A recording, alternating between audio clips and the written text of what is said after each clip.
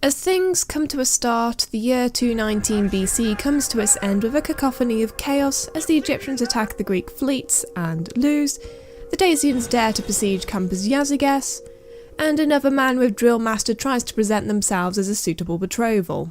To top it off, the Dacians had brought siege equipment. Joy.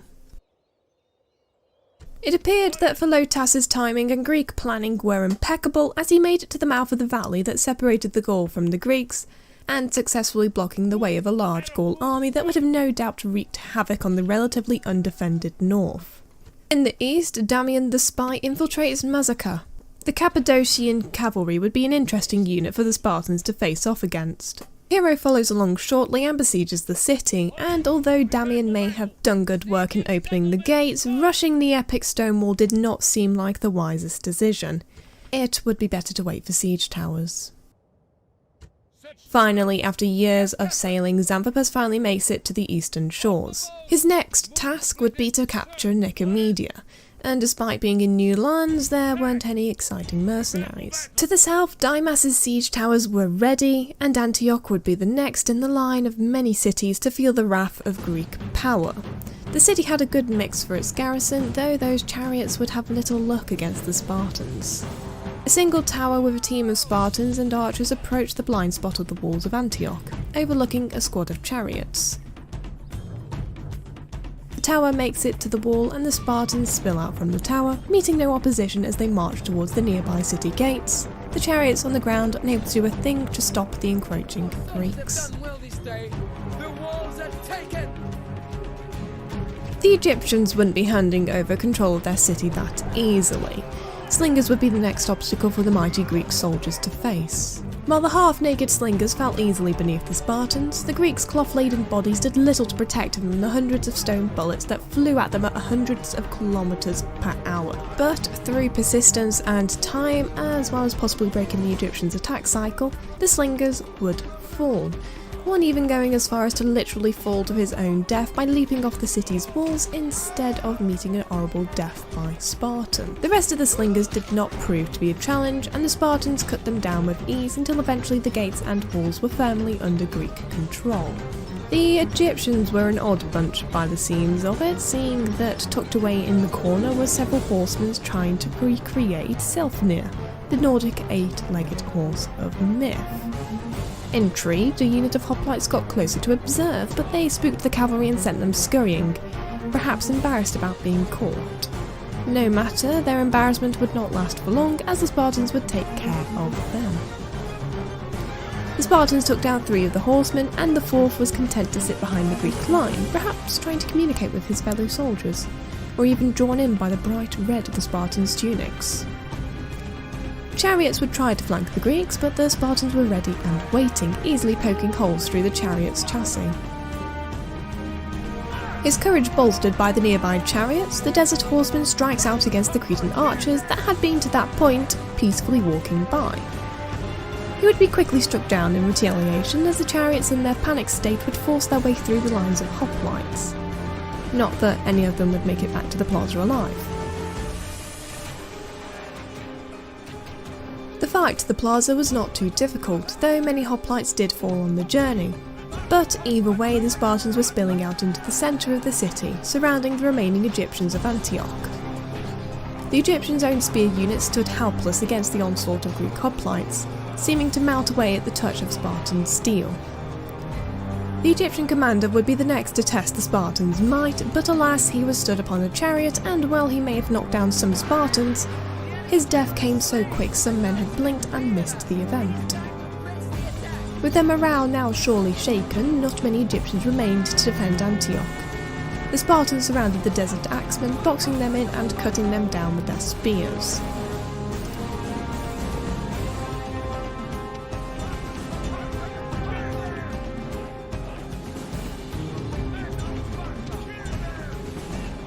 The last few men on the plaza go down and the timer begins.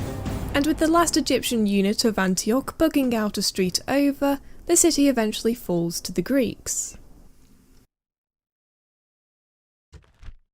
This is a heroic victory, worthy of Greek soldiers! Dymas captures his second Egyptian settlement and exterminates the clearly unhappy people. To the north of the empire, a team of mercenaries from Porolissum make their way north to Campus Yazyges to act as reinforcements, when they eventually get there. In the meantime, though, the militia cavalry would sally out and pick off who they can, and ideally remove the onager from operation. In a stroke of luck for the Greeks of Campus Yazyges, the Dacian force moves away from the city gates in favour of setting up to the side of the field, leaving their precious siege equipment trailing behind. The militia cavalry were quick to capitalise on the opportunity, racing out of the city gates and firing down the retreating onager team. Javelins would keep raining from the sky until eventually one of the onagers had to be abandoned. The artillery crew would futilely try to escape with their equipment, unknowing of the next volley of javelins coming their way.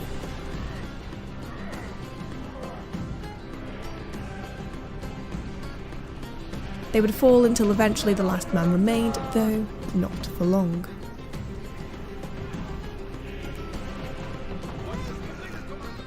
With their job done, the militia returned to the city and the battle was ended. While Campus Yazyges was still under siege, they had gained themselves some precious time in which the Dacians would have to build their own siege equipment.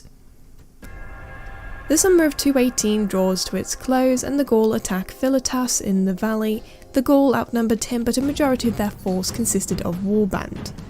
A relatively run-of-the-mill battle under normal circumstances, but Philotas had yet to prove himself on the field.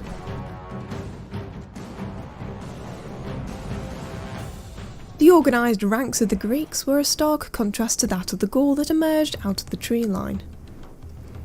As the militia cavalry got to work on the flanks, the Gaul had charged into the line of hoplites, with little regard for their well-being.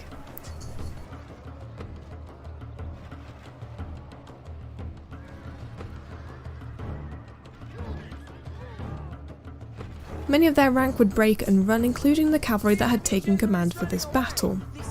With their captain fleeing, the rest of the army would follow suit, and the cavalry would begin their chase while the last of the remaining Gaul are dealt with by the hoplites.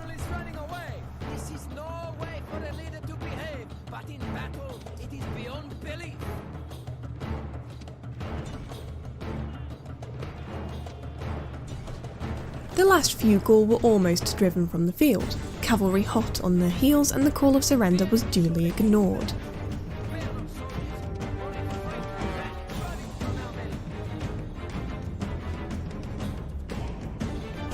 Philotas would take down the last man on the field, and with minimal losses he proves himself to be a suitable commander for the job.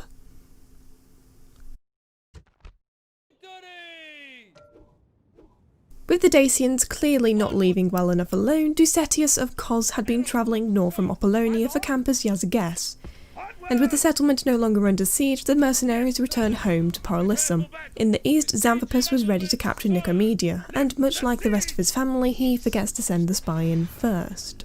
With agents now in place, it was discovered that Nicomedia was defended by Pharnaces. Well, let's not beat around the bush here, useless new blood. And with such a stellar set of traits, an assassin should be able to take care of him with ease. Xenophon stalked through the city streets, his way guided by his fellow Greek agent, until he was within the governor's palace. In the middle of the night he slipped into the bedchambers of the young general and with practised ease slit his throat. With the defences of Nicomedia now gone, the city was ripe for the taking, and take Xanthippus did, enslaving the content populace, for as always he did not intend to stay long. Getting ready for Xanthippus' next move, Antilochus leaves Pergamon with his armoured hoplites, setting off to the east. On the outskirts of Mazaca, the huge siege towers had been complete, and Hero and Aemnestos were ready to capture their first huge city. The city's army was woefully lacking. If anything, the walls would be the most challenging part.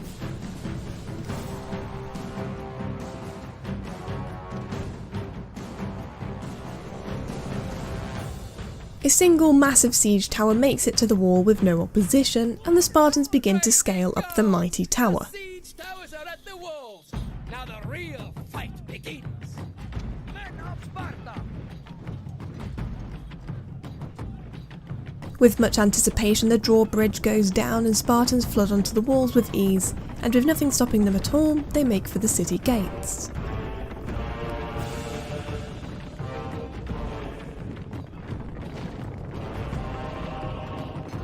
While the Spartans continue around the wall, capturing as many defences as possible, the rest of the Greek infantry make their way to the captured gates. When they arrive, they force their way through the gates and into the Pontic heavy cavalry, cutting down the horsemen with ease, and by the time the unit was fleeing, the Spartans had only lost 3 men. The Greeks made it through the rest of the streets to the plaza with ease, holding position at the end of a street and the archers drawing the Pontic cavalry over to the spearmen, though in the end the archers end up shooting them all. Off in a side street, a small force of Spartans split off to block incoming Pontic infantry that had been defending the front entrance to the city. On the plaza, the last of the Pontic infantry go down without much trouble, but the next wave were incoming. The bronze shields and Cappadocian cavalry were on their way. Back on the side street, a standoff between the Spartans and the phalanx pikemen was occurring, and neither side appeared to be the one who wanted to make the first move. The Spartans met the 2 units of bronze shields and made to surround them on the flanks.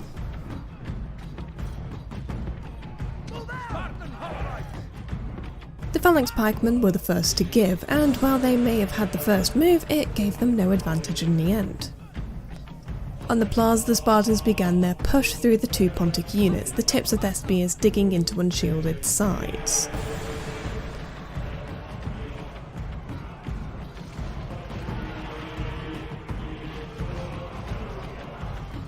Halfway through dealing with the bronze shields, the Cappadocian cavalry finally showed their faces on the battlefield, and while they may have caught the Spartans on their flanks, it gave the cavalry no advantage. The Spartans were quick to turn and face the new Pontics, the rest of the Spartan force now fighting the bronze shields with full effort. Heavily armoured as they may be, the Cappadocians too would stand no chance against the Spartans, and the captain would go down easily enough. The cavalry would take down 4 Spartans before their own unit was obliterated, and all that remained were the last few bronze shields that had slipped through the Spartans' grasp. One bronze shield employed very cunning and drastic evasive manoeuvres. That almost worked were it not for the Cretan archers. The Cretans also deal with the last of the archers that tried to return to the plaza, and with the call of surrender, the battle is over. 6 Spartans for the huge city was a good trade. Massacre is occupied, and without a second thought, the population is exterminated. With everything done, the year comes to its end. The Scythians are up to dodgy dealings in Paralysum, and another potential betrothal is rejected due to Drillmaster. And yet another faction fails the test of time. Germania was the next to be destroyed. In lighter news, Amnestos' son had finally come of age. Having followed his father and grandfather during their campaign, he would be a valuable component of conquering the East, even if his traits weren't the best. But for now, he would hold Massacre and build up his own force while Hero and Amnestos moved to their next settlement. Though for now, placating the population would have to take precedence. Before leaving, Amnestos hires out the local mercenaries and sends them to his son to help with the population control.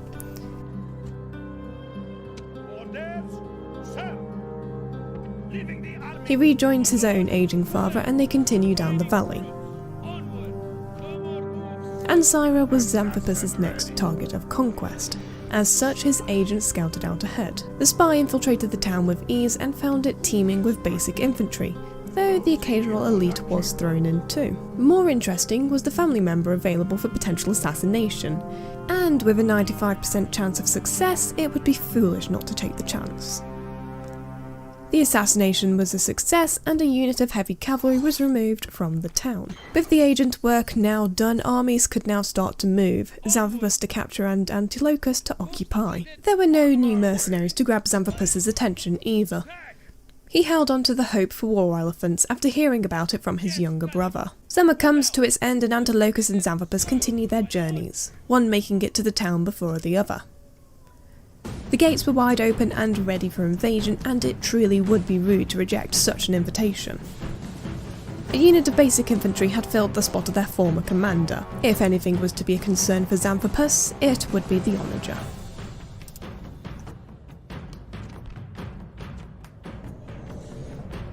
Split into two teams, the Greeks approached the town, the northern team immediately coming under fire from the siege equipment. The hoplites were quick to begin a hasty march to the town walls and subsequently out of range.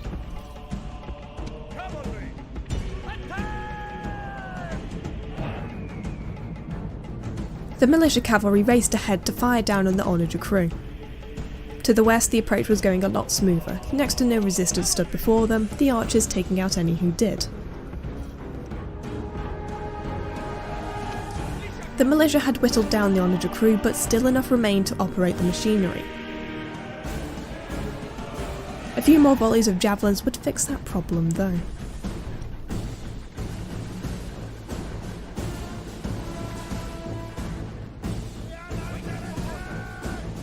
The two teams of hoplites converge on the plaza, flooding into the centre and cutting through the Pontic men with little effort.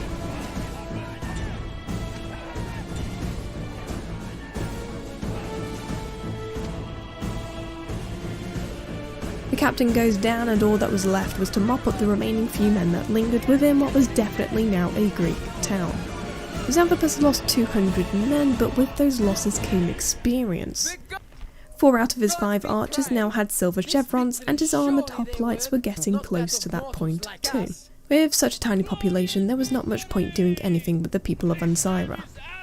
To the north stood yet another Pontic family member, essentially by himself and out in the open. A visit from an assassin wouldn't be too amiss. Xenophon, the killer, prowls up to his target, and with a swing of his club, poor helpless Perisides goes down. The spy follows shortly after, the northern Pontic settlement their next destination. Hero continued through the valley, stopping at the junction to place down a watchtower. Ducetius finally finishes his journey to Campus Yazyges, and while there didn't appear to be any threats now, it was better to be safe than sorry. South of Antioch, a large Egyptian army hovered, and Dymas did not particularly want them there.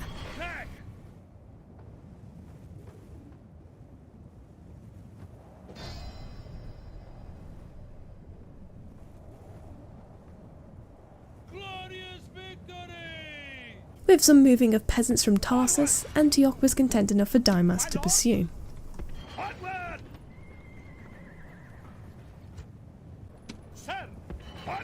And pursue he would.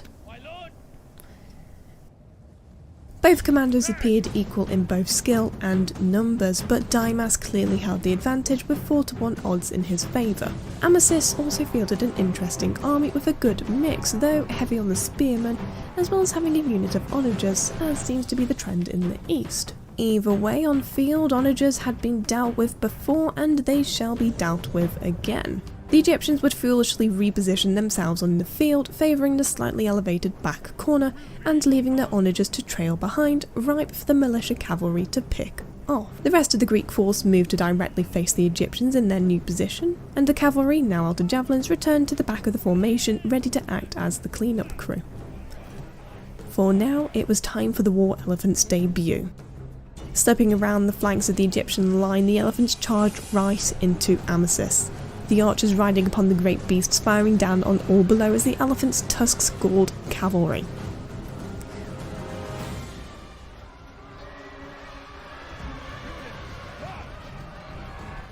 While the general may have fallen back, the combination of archer fire and elephants was enough to whittle away at the morale of the Egyptian troops, and so the elephants continued to cause chaos behind the enemy's line. They chased down those routing and occasionally slammed at the backs of spearmen, all while shooting down from above.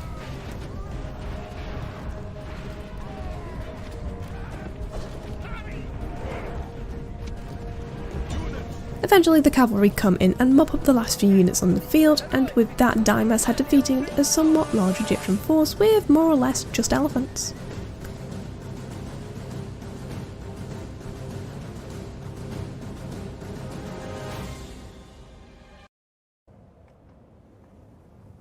It was a shame that Amasis had got away, but Dymas would catch up with him eventually. Glorious Dymas makes his way south, stopping at the border waiting to see what the Egyptians' next move would be. In the meantime, Hero pursued a large Pontic army that lingered within his new borders.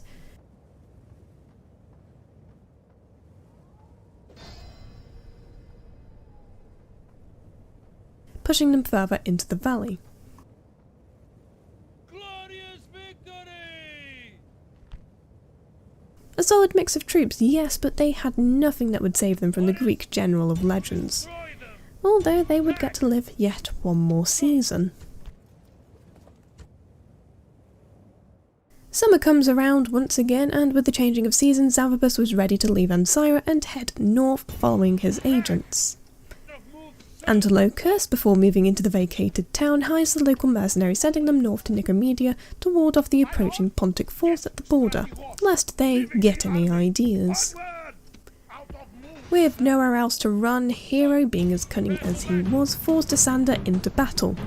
The abundance of infantry would fall well to his Cretans.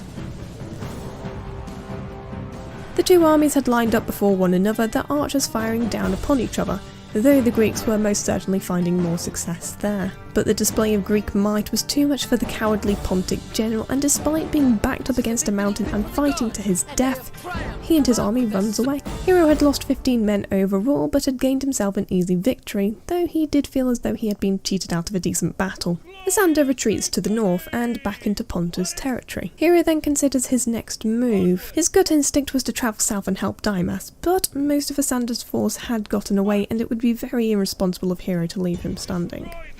With the Egyptians leaving the newly Greek cities alone for now, Dymas was comfortable enough to head south. He was also reassured that his brothers, nephew and father were not too far away now. He attacks the army stood north of Sidon, drawing Amasis and the city's garrison out as reinforcements. Amasis brought with him several units of Pharaoh's men and would make a more challenging wave than the first.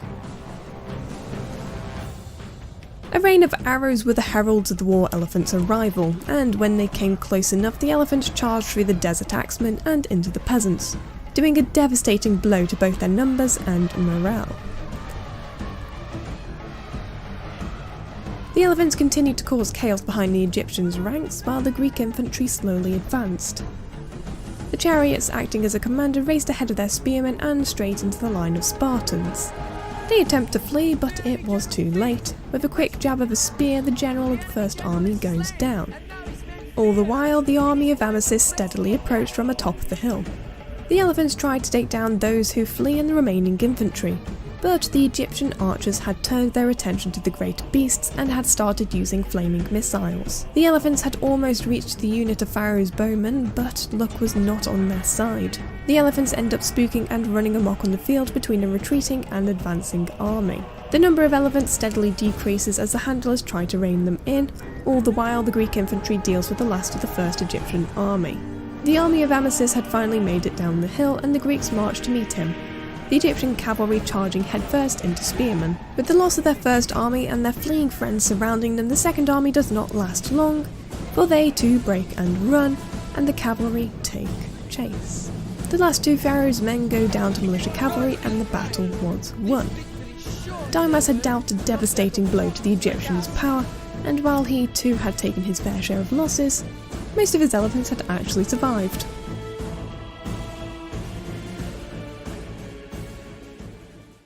While he may not have successfully cleared Sidon of its army, it was most certainly severely weakened. His troops were still somewhat fresh, and so he besieges the huge city. With wooden walls being its only defence, he begins building the rams. But then he remembers. He has elephants. The great beasts would be able to cave in the pathetic gates with their tusks. The city did have reinforcements, but what were a few more Egyptians at this point? A lone elephant batters at the gates, while the archers dealt with those who fought to defend the entrance.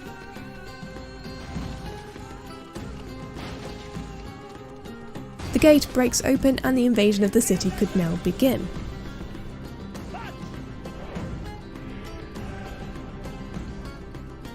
The hoplites make it to the plaza with little resistance, and using the great stone arch they funnel the Egyptians off of the plaza and into a bottleneck of spears. Chariots forced themselves to the front, pushing the infantry around them into Greek spears. In the chaos, a spear catches one of the Egyptian captains and takes him down, dealing a large blow to the Egyptians' morale.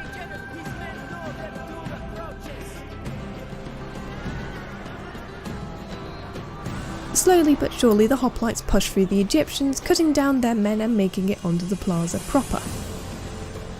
All that remained of the city's defences were its reinforcements, no doubt tired from their hurried march into the city. As the Spartans pushed through the inferior spearmen, from around the back of the city the elephants were coming. Skirmishers were the last Egyptians to defend Sidon, as the second captain dies in a puff of smoke. The elephants and Spartans were more than happy to mow down the light infantry.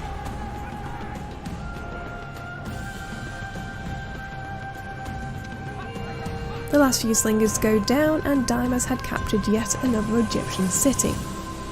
His troops were severely battered, losing 300 men in this battle alone, though it was a fair trade for yet another huge city. However, it was becoming apparent that the Spartans were reaching the end of their line. Back in Italy, the Spanish thought themselves to be sneaky and had sent a very battered fleet filled to the brim with Iberian infantry. It was an easy victory for the Greeks, and the Spanish joined the many hundreds of Romans on the bottom of the sea floor. During autumn, Pontus decided that Antioch was to be their city.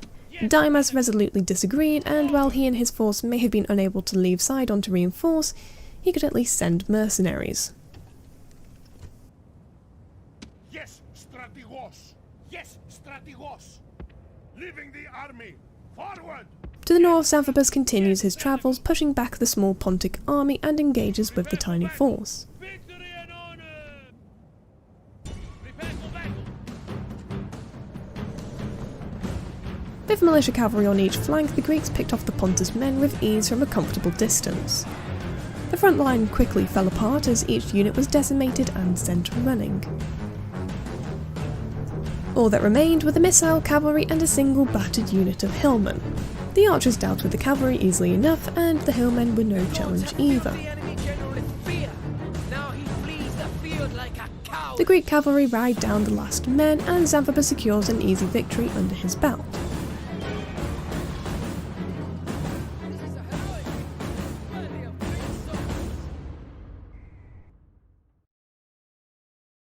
And having removed the small force, he makes it much closer to Sinope than previously estimated. The city appeared to be in disarray, and there wasn't really much that Xenophon could do to further disadvantage the city, but he burns down the cavalry stables, so that's something at least.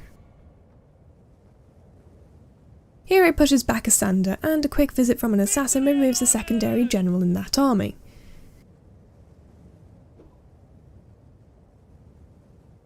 And with a unit of heavy cavalry now out of the way, Hero locks Asander into battle for what would hopefully be the last time. The two forces line up before one another. Asander, seemingly having gained some courage since the last battle, placed himself front and centre, leaving himself bare to the Cretans' arrows. It was such a shame for such an adversary to go down in such a way. The archers moved their fire onto the surrounding infantry, and when their numbers had been thinned enough, Hero led the charge into the Pontic line as the Spartans advanced. The sight of Hero and the Spartans alone was enough to send most of the Pontics running, and so while Hero chased down and defeated the chariots, the rest of the cavalry dealt with those who were fleeing. The chariots got away in the end, but Hero would ensure that the rest of the infantry would not do so as well.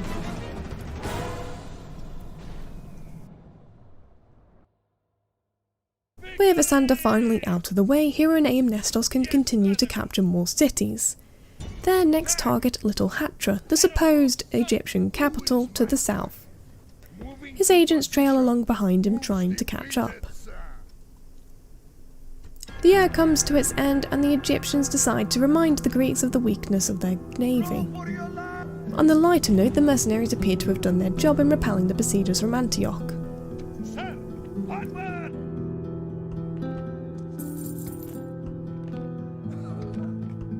And Xanthippus' son Epigeus had finally come of age and got married.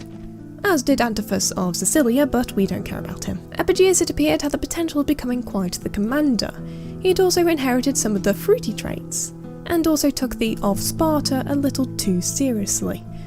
A fleet would be prepared to bring him east. Xanthippus finally reached Sinope's walls, and seeing that the gates were still closed, he builds 3 siege towers. So it appeared that Hatra was most certainly not the Egyptian capital, seeing as it was in the possession of Pontus. Hero puts the town under siege, but perhaps his old age really is catching up to him, for he forgets to let his agents do their work first. He lifts the siege, and while the spy was unable to reach the town, the assassin was. With an 82% chance of success, Damastor had this in the bag, but it appeared that the curse of old age affected him too, and he fails and misses his target. Hero resumes the siege and builds his 3 rams. Summer draws to its end, and Xanthippus was ready to try and get into Greek lands once more. He had fewer troops than last time, but they were of much better stock. Philotas had the high ground, and the archers and militia cavalry were making the most of it. Lacking wisdom, Xanthippus had his force run up the steep hill. The tired Gaul tried to flank the Greek line, and while they had some limited success in doing so, the hoplites turned to face them, losing a single man in the exchange. The militia cavalry throwing javelins in the warband's backs also helped. Xanthippus and the rest of his infantry charge into the Greek line, and one by one each unit breaks and routs. Xanthippus himself and his attempts to flee got caught up in the middle of a group of hoplites, and with much glee the Greek men cut him down once and for all. With their leader now dead, the rest of the Gaul infantry was easily cowed, and the Greek cavalry took chase. The barbarian cavalry gets away, but that did not matter, for the rest of the Gaul force was gone, and Philotas had once more held the pass from the Gaul, and the revenge on Xanthippus was finally complete.